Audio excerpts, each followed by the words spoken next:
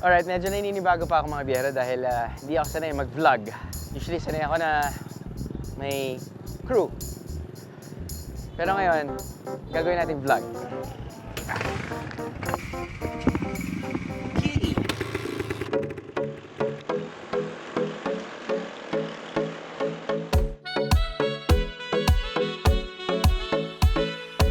Isang travel haven ang nadiskubre ko sa silangang bahagi ng Mindanao.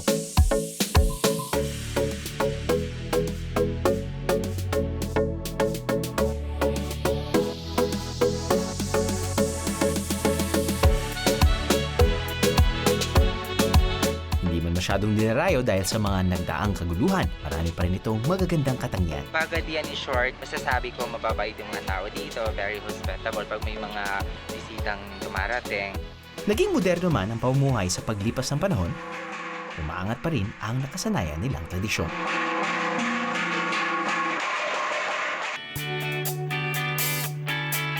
Hindi na kailangan lumayo ng husto at kumastos ng malaki. 1 peso to. Kakaiba ang aming transportasyon dito. Sakay ng natatanging pampublikong transportasyon, mararating na ang mga ipinagmamalaki nitong destinasyon. Kakaibang karanasan ang alok nito sa mga turista.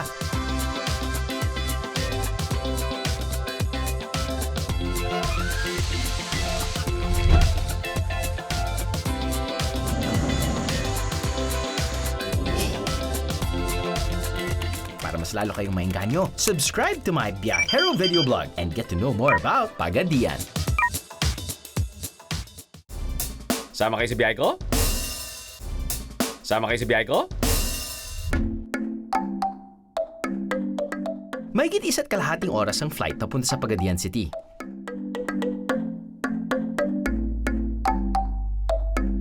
Kabilang ang Pagadian sa 5 pangunahing lungsod na bumubuo sa Zamboanga Peninsula Region sa Mindanao na kilala bilang trading port ng mga isla sa rehiyon. Nagmula ang pangalang Pagadian sa Visayan dialect na Pangadian, na ang ibig sabihin ay a place to be prayed for. Sinasabing minsang naging laganap ang sakit na malaria sa mga unang nanirahan dito. Dahil wala pa silang mapagkunan ng gamot noon, ipinagdadasal na lang sila. So what's so special about the city? Mala roller coaster ang experience nyo rito sa Pagadian, biyeros. Roller coaster means up and down, and up and... Kahilo!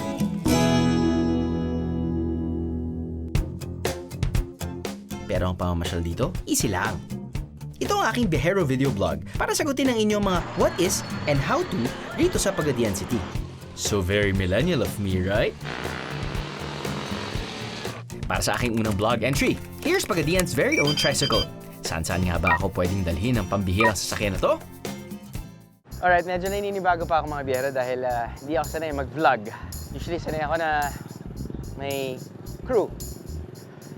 Pero ngayon, gagawin natin vlog.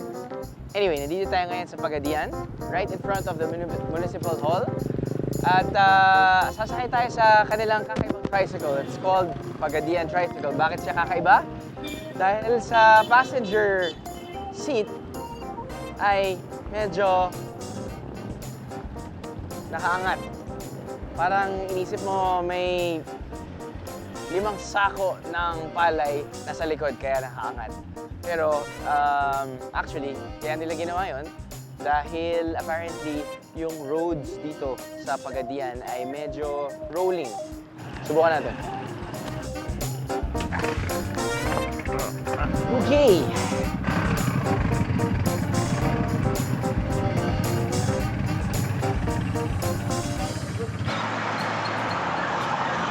Ang Pagadian Tricycle, nakatingala ang uso sa taas na 25 to 40 degrees. Sinadya raw ang ganitong disenyo para madaling makaahon ng tricycle sa mga pataas na kalsada at nang hindi rin sumubsob ang pasahero kapag pababa naman.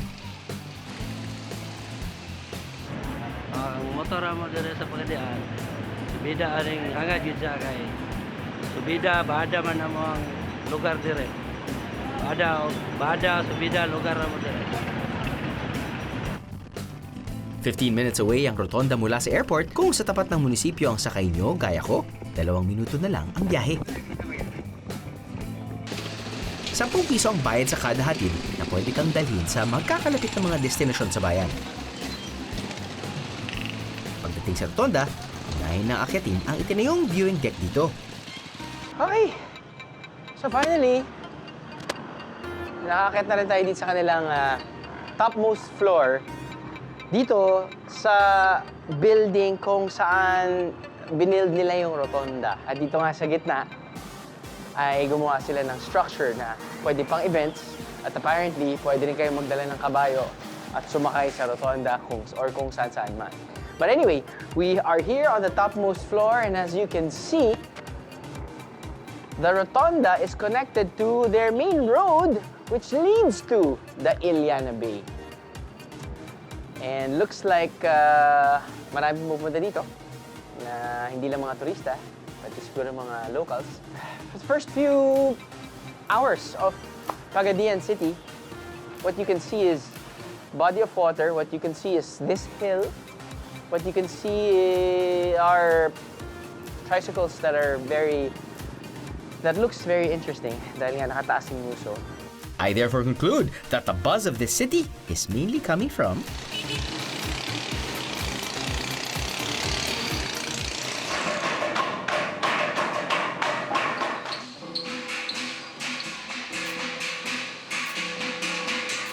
sila ang tinatawag na Melengas Dance Ensemble, isang grupo ng mga mag-aaral sa Zamboanga del Sur na nagpapamalas ng galing sa traditional dance ng kanilang tribo, ang Subanin.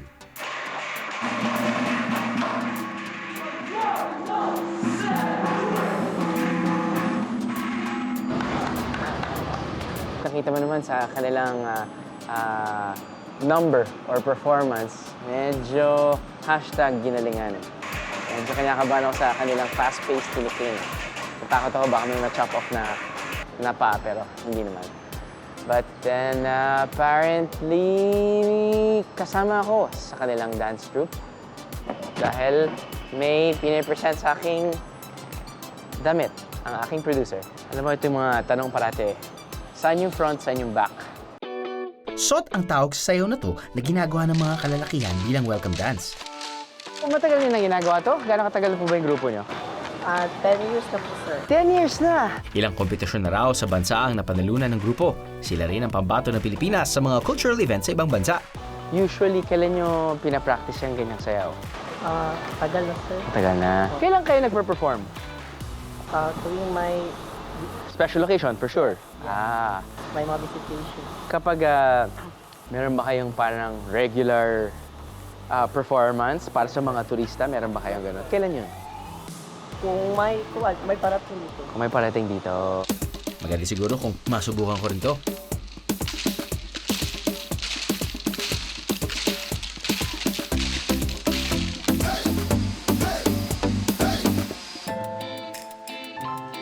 Limang minuto lang mula sa rotonda, mararating ang Bularan, kung saan makikita ang hilera ng mga tindahan ng dried fish. Bili na po kayo soke. Nagsimula ang salitang Bularan sa bulad, na ang ibig sabihin ay tuyo. Sa dami ng mga pagpipiliang isda rito, kayo nang bahalang mag-budget. For their best-selling products, may mararating na ang 200 piso nyo.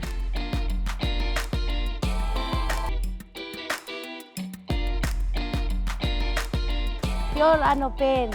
Pinakamabinta sa Pagadian City. Halos 10 coastal barangay matatagpuan sa Pagadian. Hindi nakatakatakang isa sa pangunahing produkto nila ang seafoods. Paalala mga biyero, malupit as in pet malu ang amoy ng dried fish. Kaya kung nais nyong mag-uwi nito, tiyaking selyado to at kasama sa inyong checked-in baggage.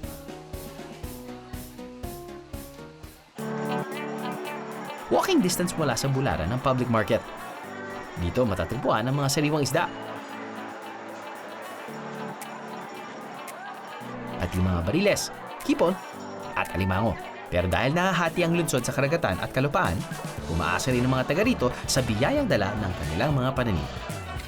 May diversified products po kami dito, both aquatic at saka agriculture. Yun po mga pinagkukunan ng pangkabuhayan ng mga tao. Mga biyero, isang bonus entry muna tayo mula sa aking vlog. Here is New Travel Words 101. Narinig niyo na ba ang bagong pausong travel word na ito? Mancation. Grupo ng mga biyahero na binubuo ng mga lalaki lang at kadalasang sports o alcohol ang trip nila. More travel words later, biyaheros.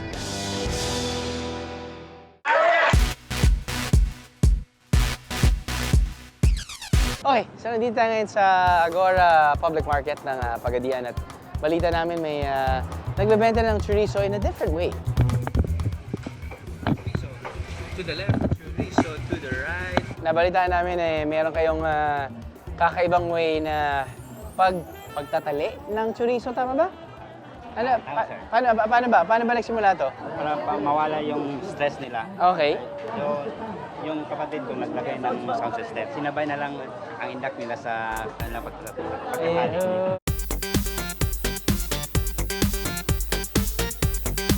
Mabilis yung kanilang paggawa, pagtali. So, chorizo lang po yung ito, katulad na ito. Longganisa at chorizo. Longganisa. Yes, sir. Pero yung chorizo at saka longganisa, pareho lang yan, sir. Pareho lang yan. Yes, sir. Anong pinagkaiba? Bukod sa akin, spelling. Yung chorizo, Okay. yung ganyan, sir. Yung bilog, yung ano. Ito. Chorizo. Yan yung chorizo. Ito yun, kasi pag sinabi mong chorizo, ito yung mas maalat. Dapat. Yung chorizo sa amin, sir, yung bilog ang yun, at saka ang yung small intestine ng baboy Yung wrapper. Yes, sir. Wrapper. Yes, sir. Pero yung longganisa, small intestine din. Ay, hindi. Plastic. Hindi nakakain ng plastic wrapper ng longganisa rito na kadalasang piniprito sa mantika o nilalaga sa tubig. Pwede nyo rin namang tanggalin ng plastic bago lutuin, which I strongly suggest. Kuya, kumusta ka dyan? Ayos na? Ilang taon mo na ginagawa to? Matagal na. Pinakatuig na, mga 5 years na? 5 years na. 5 years. Pwede bang pasubok? Saan ba pwede namin pasubok, kuya? Diyan, doon.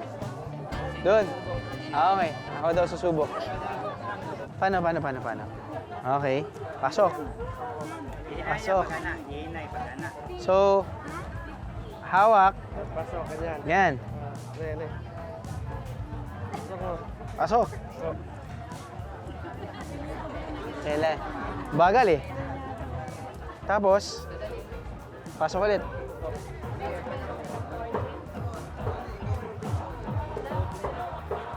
Sige, ikaw nga.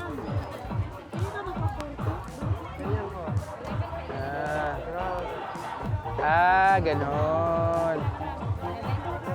So pag ganon, kuha dito. Yan. Pasok. Pasok dito. Yan. Yun. Sabay. Pasok ulit.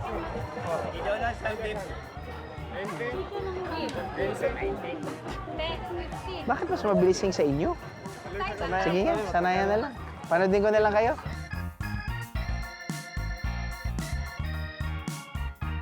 ₱10 kada 5 piraso ang bentahan ng parehong longganisa at chorizo. Pwede na rin! Take a break from city strolling. May kainan akong nahanap 15 minutes away. Lunch entry. Okay, time to eat. It's lunchtime. So, nandito tayo ngayon sa Greenhouse Fishing Station and Restaurant. And as you can see, surrounded tayo by more than 4 hectares of fishing ponds. Kung saan pwede kayong mag-fish. Ang mga isda, different types of seafood, at ipapaluto nyo katulad niya. Dito, pwede kayong kumain sa ibabaw ng malawak na fish pond. At pwede rin kayong manghuli ng sariling pagkain. Personal catch ba? Ang tip nila, bukod sa paggamit ng pain, pumalakpak lang daw para magtawag ng isda. Narinig niyo na ba ang Black Jewel Tilapia? Anong luto ang gusto nyo? Sizzling, grilled, fried, kinilaw, o may sabaw? Meron ring pusit at mga shellfish. Pwede kang mag-isda ng tilapia, meron silang bangus. I think meron din silang shrimp. But ang okay dyan kasi, like some of restaurants that offer paluto, kung minsan, yung katulad ng kunyari, kung maghuhuli ka ng isda, yung laman pwedeng gawin yung, I don't know, adobo or whatever. Tapos nun, yung ibang parts pwede nyo gawing sabaw katulad ng tinola or sinigang. Ganun din yung nangyari dito. Ganun muna natin. And Ang sinigang to eh. Maasim siya. Which is good. Pwede siya. There's something in the sauce. It's like a miracle, Fab. Alam mo, never ko pa natikman. Ang sisig at tilapia.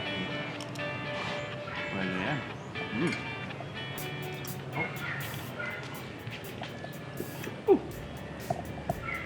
Sabi. Pwede. Pwede. Saan naman natin itong clams na may sili.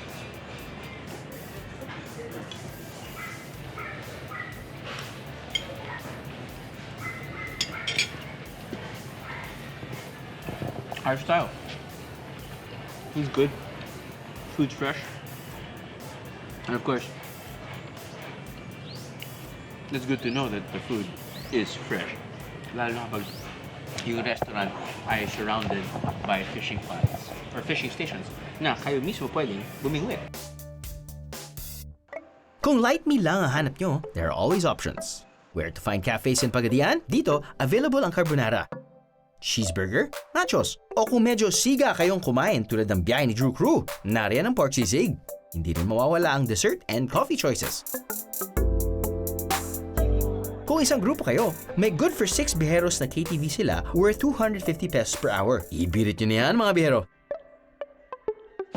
Saan ka pa dadalhin ng Pagadian Tricycle? Dito sa bilihan ng imported products. Sa labas ng isang kilalang mall, matatagpuan ang tindang ito. Nakikita ko mga stalls na ang kanila binibenta ay mga malong or different products from Malaysia, Indonesia, and Thailand.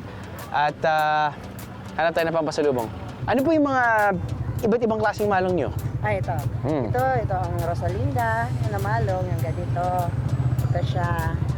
Rosalinda. Rosalinda. Or Rosalita. Same Ito, hindi gawa dito yan, no? Hindi, Thailand. Thailand? Opo. Aha. Okay. Rosalinda. Magkano po ito? 270. Okay. Ano pa po yung mga iba na ibang fabric? Yung mga dito, itong Thailand, ay Indonesia. Indonesia din. Ito, Bolamas, ito ay Indonesia. Made in Indonesia yung ganyan. Okay. Parang mas malambot din ng konti ito. Ito is cotton. Cotton. Ito magagano din, 200? Ito is 300. 300 naman. Kasi jumbo siya eh, malaki siya. Jumbo? Opo, yung... Parang jumbo? Opo, jumbo. Jumbo.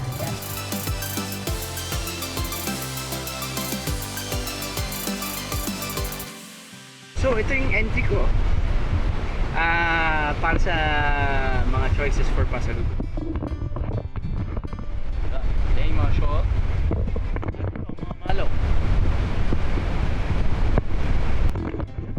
Hindi kayo. Makikita rin sa loob ang mga pagkaing imported from Malaysia na nagkakalaga ng 100 pesos pataas. Kukuha ako ng malong. Okay, anong gusto mo? Yung ganito? Yung magandang tela at sakto lang yung design. Ito, mas kilala man talaga ito. Sa Maynila, ito talagang hinahanap. Ganyan. Ganito. May iba-iba tayong kulay ito. Sige nga. Yan. Ito ang magagandang kulay. Oo, parang maganda ang blue. Kumot ko ito ng bata eh. Hindi yung design ng kumot ko ng bata eh. Oo. Kasi yan ang old model naman. Yung mga Rosalinda, yon ang mga bago ngayon. Ano po yung Rosalinda? Yung pinakita mo sa akin? Opo, yung tinignan natin kanina. Yung ganyan. Dito ako. Sige, kukunin ko po ito. May discount mo ba? Yan. Hindi naman kayo na-pressure dahil may camera? Okay lang, problema. So magkano na lang po yan? Ito, 280 na lang. 280. Ito na lang nga po. Ako purple na ako gusto ng mother-in-law ko. Purple. Ay, okay ito. Uy. Ito ako. Ay, yan. Yan ang gusto niya. Oo. Kung pagod na sa pamimili, pwedeng mag-side trip muna to have some fun, less than an hour away from the city.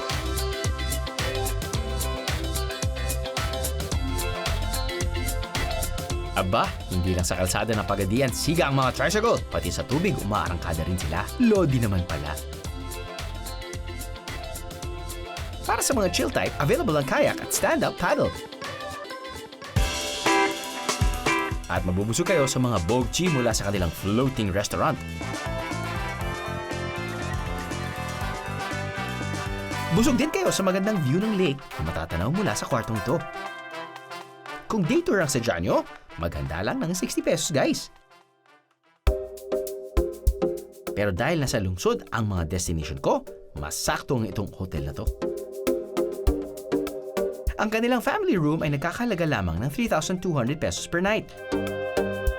Kung solo, pero mas high-end room ang gusto nyo, mag-ready lang ng 4,500 pesos per night.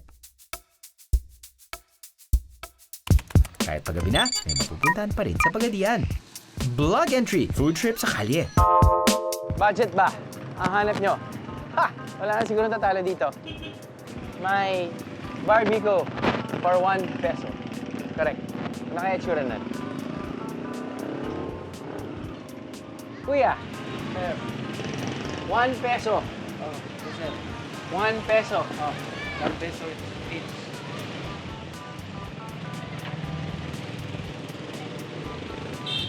$1 to.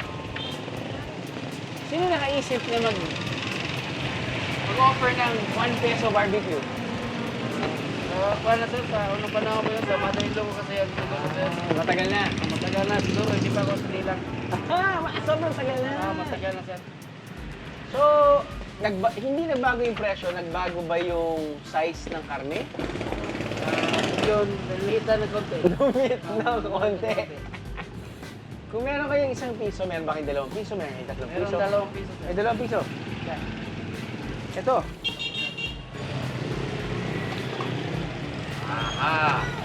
Ito ₱1. So, walang taba. Walang taba. Ang ₱1. Yung 2 piso. Ito may taba. Konti. Ito, may taba. Ito may Taba konti. Ito may konti. Pero may lang. Yun. So, kung ano budget kayo, gusto nyo lang ng ₱1. Tapos nun, isang cup ng rice. Isang puso. O yun yung ginagawa ng mga tao dito eh. ₱1, isang puso. Or, siguro, kanyari, meron kayong barya.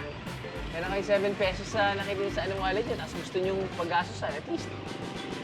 Pwede yung ₱7, 7 sticks, not bad. Alright. Mga estudyante raw ang kadalasang customer nila kaya swak ang pakulo nila. Mga nakakailang kayo ganito? 10 kilo sir, araw-araw. Hindi nga.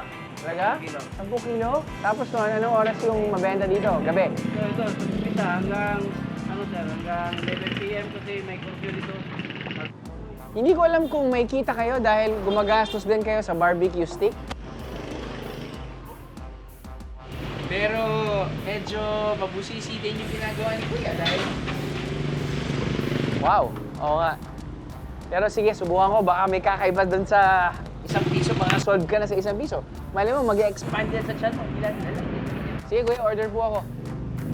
1,000 pesos. Hello ka lang. Order ako ng 10. Tapos nun yung chorizo, longganisa. Entry 198. Thank you, Kuya. ₱1 barbecue.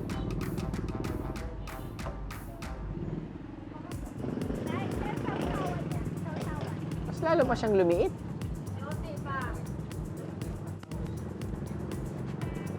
Salamat po. That's 1.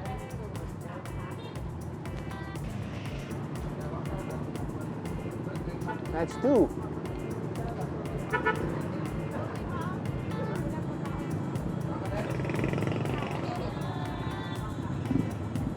$3. Ano mo? Ang isipin nyo.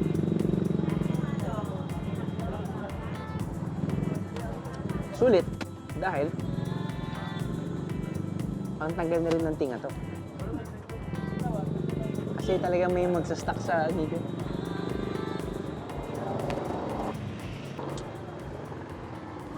Mauwi mo pa. Hindi kinakain ng balat.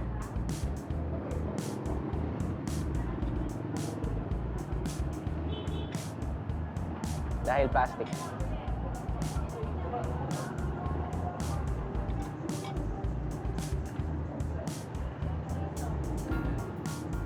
Actually, natikman ko na yung kanilang chorizo or longganisa. Pero ang medyo Sa akin lang, hindi pabor dahil yung cover niya kasi or yung casing niya kasi plastic. Plastic kasi talagang dapat hindi pagsama sa luto.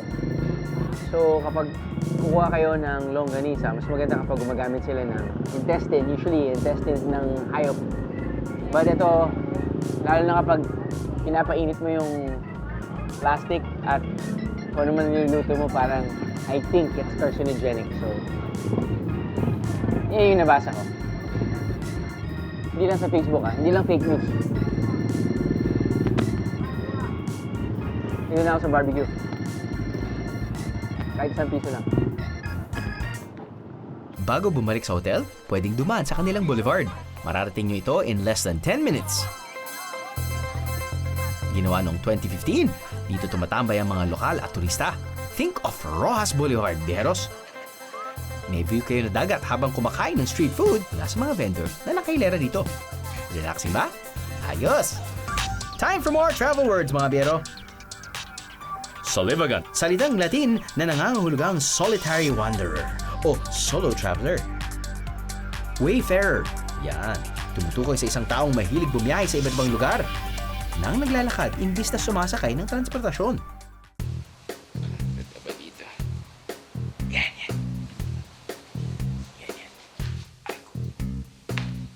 Okay, now I'm comfortable. Ito na yung inspirational entry dito sa Pagadian City sa aking vlog. Yan. Meron kaming nakilala mga Via Heroes. Namely sila Kuya Maximo, si Kuya Edwin, pati si Kuya Maximo, Kuya Romano, at Kuya Edwin. Ayan. Munti ko na nakalimutan yung kanilang mga pangalan. Bukod sa kanilang trabaho na mangingisda, medyo napakita nila na meron silang malasakit sa kanilang kapaligiran. Siguro iba rin kasi talaga kapag yung puso nila ay malapit doon sa karagatan. Panoorin niyo to. Barangay Poloyagan is around 15 minutes away from the town proper via tricycle. At mula rito, halos 5 minutong lakad lang ang Mabait Beach. Bukod sa 4 na payak na beach resorts, sa dagat na ito rin makikita ang mga residenteng dito kumukuha ng kanilang pangkabuhayan.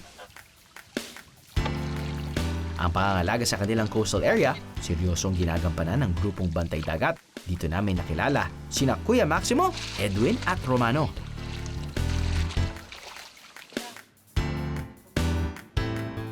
Tatlong beses sa isang buwan kung sila ay magsagawa ng coastal cleanup. Bukod sa 12 kataong miyembro ng kanilang grupo, hinihikayat din nila ang ibang mga kabarangay para sumama rito. Nakaiipon sila ng 5 hanggang 50 sako ng basura kada cleanup operation. Depende sa lagi ng dagat. Nakaka-inspire kasi yung mga basura sa tabi ng dagat, ngayon malinis na, wala ng plastic cellophane na kapag lumaki yung dagat, wala ng plastic cellophane na lumulutang. Which proves a point na hindi kayo kailangan gumawa ng malaking bagay para makatulong sa kalikasan. Diba? Going back, hindi kumpleto ang biyahe kung wala ang makita ang nature. Mount Palpalan is just 20 minutes away from the city proper, mga biyero. At 30 pesos lang ang pamasahe sa tricycle papunta rito. Pwede rin sumakay ng kabayo na naaarkila mula sa rotonda. O akitin nyo na lang by foot kung feeling fit kayo.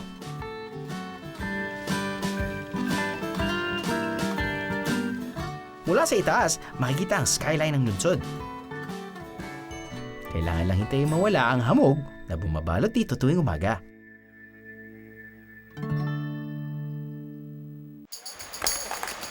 Next vlog entry, Falls. Samantala, ang Ditoray Falls sa barangay Ditoray ay 20 minutes away lang. May 200 paakyat. The quick and easy. At ang slow and steady. Kahit aling daan ang piliin nyo, sulit pag nakita na ang ganda ng Ditoray Falls.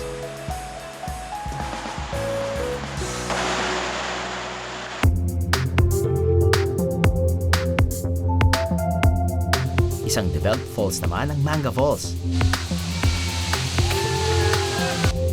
May taas na 30 to 40 feet ang Manga Falls, may lalim na 7 feet. Kung papansining maigi, man-made na ang ilang bahagi nito. 2011 nang i-develop ito ng Pagadian Water District na siyang bumili sa property. Pero no worries, dahil libre ang pagpunta dito.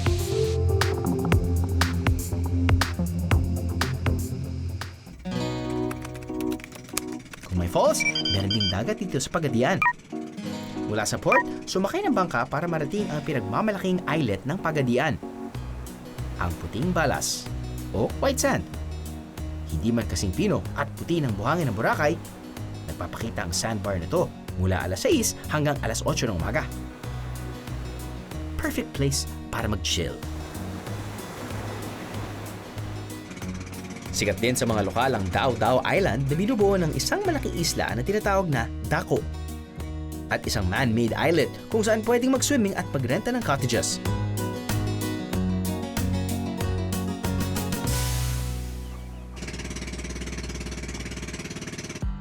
Bukod sa swimming spots, may mga parte rin ng dagat na hindi nilalanguyan, pero pinagkakakitaan. Dito tayo ngayon sa Pagadian Fishport at sasakay tayo ng bangka. Tapos ilang minuto lang.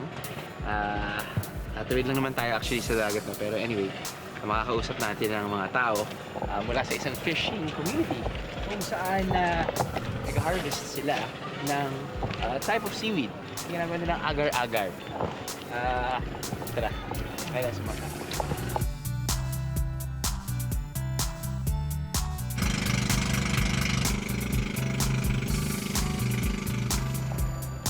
Ito ang White Beach Fishing Community kung saan pangunahing pinagkakakitaan ng mga tao ang produksyon ng seaweed o agar-agar.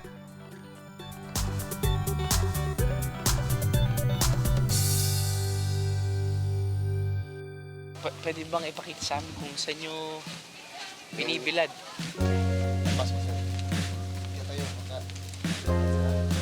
Ito ang nagsisilbing improvised dryer ng mga residente para mas mabilis tumulo ang tubig at mabilad sa araw ang agar-agar. Pag bagong harvest, yan yung itsura. Oo. Tapos pag dalawa, tatlong araw, Ito na. Yan na, sir. Yan ang daling sa factory, sir. Binta. ito na yung binibili ng Oo. factory. Uy, powder po daw dito, sir. Didalhin sa factory. Oo. Tapos, abot, paano yan, ano? Hindi parang powder, parang natin sa ibang bansa ba? Magkano nyo binibenta yan? Kada kilo? Ngayon, 52. 52 pesos kada kilo. Oo, tuyo. Isa sa kilalang produkto mula sa agar-agar ang pulveron na binibenta sa iba't ibang probinsya ng Zamboanga Peninsula. Pero kasi ang seaweed naman, sir, wala naman po talagang lasa eh, no? Oo. No? Ano yan?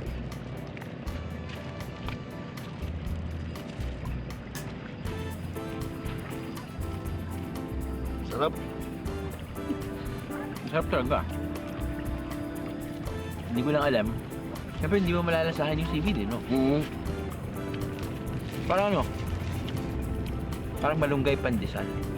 Hindi mo malalasahan ng malunggay, pero at least nandun yung malunggay.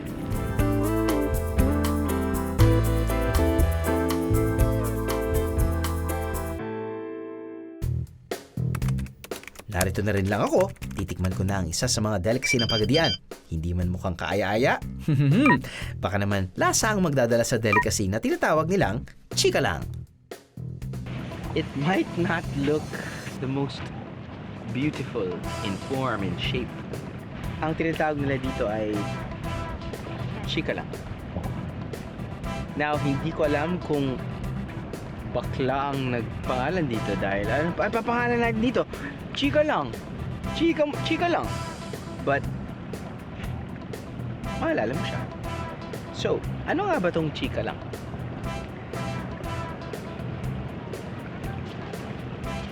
Kalurk ito, Besha, kalurk ito.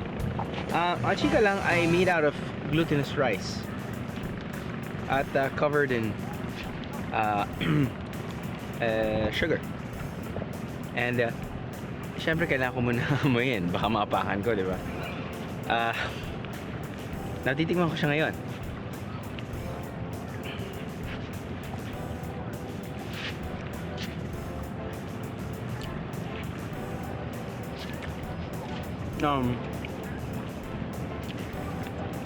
we featured their seafood, seaweed.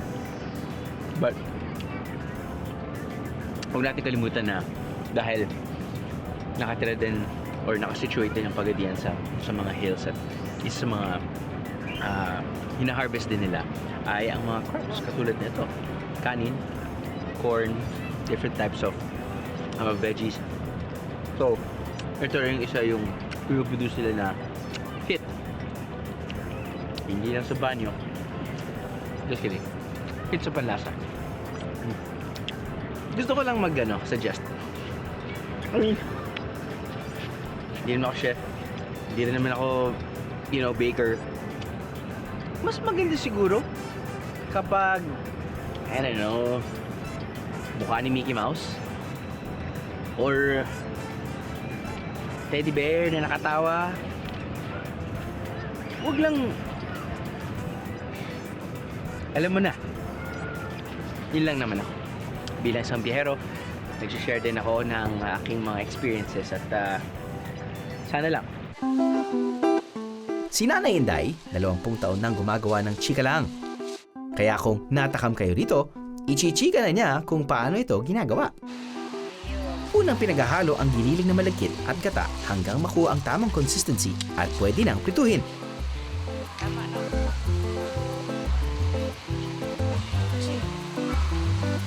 Sa kawali naman, pinaghalo-halo ang tubig, asukal na pula, kinogay o muscovado. At saka inilalagay ang chika lang para muling lutuin. Kaya naman pala bentang-benta ang chika lang ni Nanay Inday. Ganito po gawin ang chika lang. Speaking of benta, bakit hindi natin dalawin ang souvenir shop kung saan binibenta ang mga recycled product na ginawa mismo ng mga kababaihan ng Pagadian?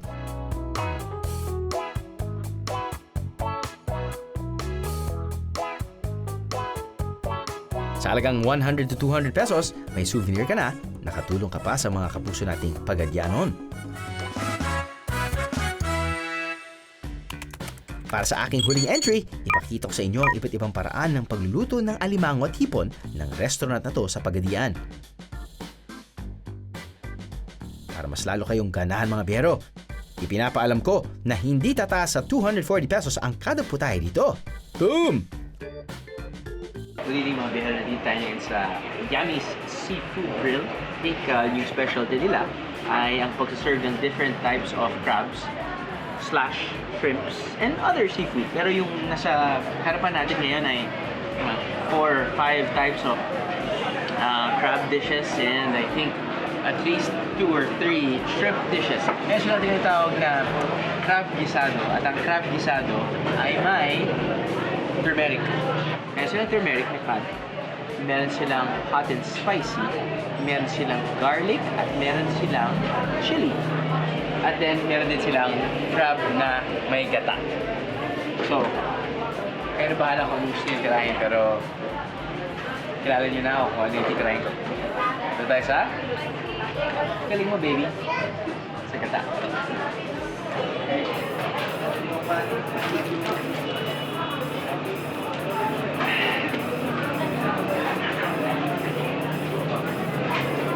Bago patikman, alam mo na kung anong lasa.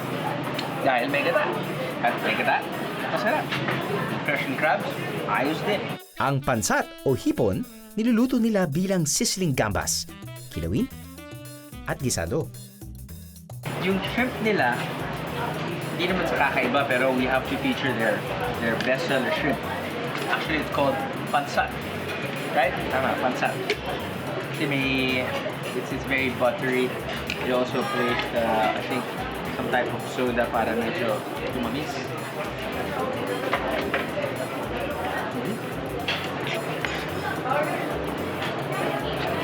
Sarap kasi, you can't beat butter, you can't beat garlic. Butter, garlic. Tapos ang kwento. Butter, garlic, shrimp, boom. And that's why it's their best seller. May yung kanilang kilawin dito. Hindi siya raw. Hindi lang siya binababad sa suka. Niluluto rin nila. Luto na siya. May konting anghang. Pero may konting lutong dahil fresh. Love it. Nice. Okay. Thank you. Alam mo na yun, pag kumakain ka ng seafood, you get messy. It's okay. Huwag lang first date mo. Alright. Yun. Kain tayo. Kain pa dito. Kain tayo.